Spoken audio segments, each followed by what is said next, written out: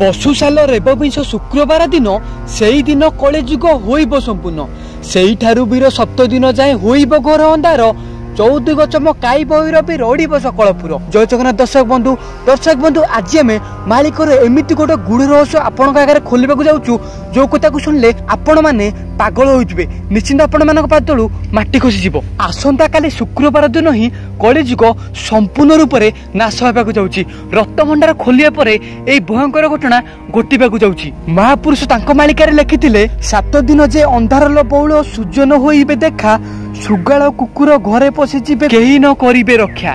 दर्शक बंधु सही समय आसी उपनीत हो गलानी। 7 दिन 7 राति अंधार हेबा समय आसी निकटतर हो गलानी। आउ 2 दिन मध्य ही ए भयंकर घटना घटिबा जाऊँगी। आगकू तो गोटे रातिटा भी दिन हो बोली लेखा अच्छे मालिकारे सी किंतु तार समय वर्तमान पे आसी ना। आपण मैंने टिके चिंता करंतु 2 मिनिट आखि मुझिले चतुर्दिग आमको अंधकार देखाउची अणनिश्वासी लगुची। जेतेबेले 7 राति 7 दिन अंधार होते आपण मैंने कौन करेंगे। आउ से समय पागेला सुगाल कुकुर विभिन्न वन्यजंतु गाँ गाँव में बुलिकी रक्त पीजिबे। जदि मालिकार कथा आपण मानक विश्वास हो नहीं ताहले जशोपन दास तांको मालिकार प्रमाण देकी लिखिचंती।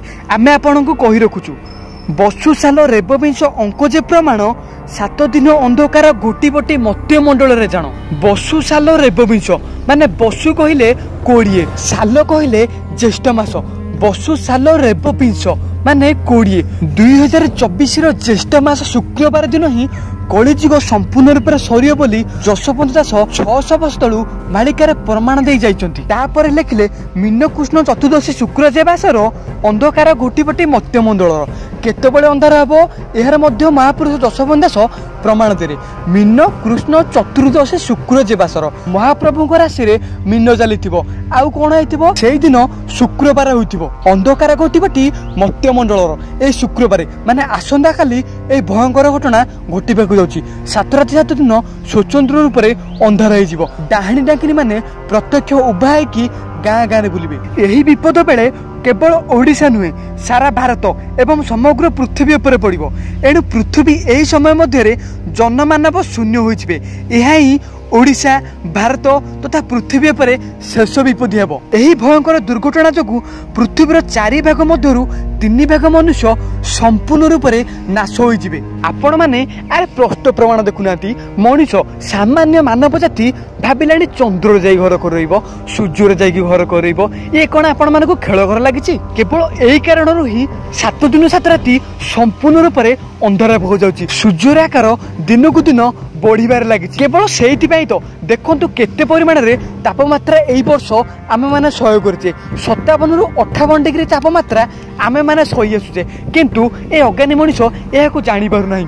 दिनकु दिन टेक्नोलोजी की एते परिमाण रे व्यवहार करूछु जे एही टेक्नोलोजी ही निजर जीवन प्रति काल होई जिवो। एही सामान्य फोन नहले मनुष्यर भात हजम होउ नाही। सकाळ उठिबाटरे फोन व्यवहार करछन्ती जे राति रे सोये पर्यंत एमिति कि राति 2 रु 3 पर्यंत मध्य फोन टिपा होछि। एही भयंकर और मारात्मक इंटरनेट समग्र मानव जातिर मस्तिष्क को काबू करके रखि सारलानी। जदि इंटरनेट संपूर्ण रूप से बंद हो जिवो एही मनुष्य माने पागल कुकुर परि व्यवहार करिवे। आपण माने टिके चिंता करंतु सेतबेले माने एही 15-20 वर्ष तळुक हम जदि चली जिबा सेतबेले एही इंटरनेट एते परिमाण रे व्यवहार हो नथला किंतु कहा पाखरे एमिते स्मार्टफोन नथला। सेतबेले लोके किते सुरुखुर रे जीवन अतिबाहित करथिले। सेतबेले लोके गीता भागवत पढुथिले निज मुंड को ठय कर रखुथिले। आ एते परिमाण रे भी रोग हेउ नथला एते परिमाण रे महामारी आसु नथला किंतु एबे दिनकु दिन टेक्नोलोजी एते परिमाण रे बढ़ी गलानी जे मनुष्य माने एहा को छाले पागल हो जिवे बंची परिबे नहीं।